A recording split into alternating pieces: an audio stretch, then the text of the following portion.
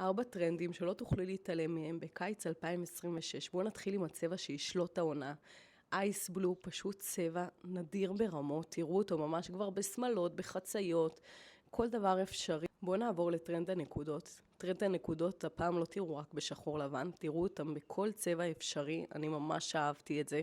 זה נותן יותר טוויסט מעניין כזה.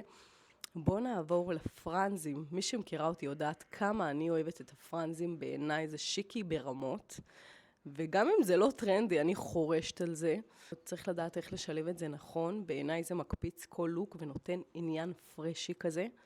בואו נעבור לטרנד האחרון. לבוש הסיני המסורתי, הכניסו אותו בטוויסט מעניין ועדין, כמו שאתם יכולות לראות, בשמלות, בבלייזרים, בחולצות, אבל צריך לדעת איך לרענן את החלק למטה כדי לא לתת לוק מאוד מאוד כבד. ואם בא לכם לשמוע עוד טיפים מושלמים באופנה, תעקבו.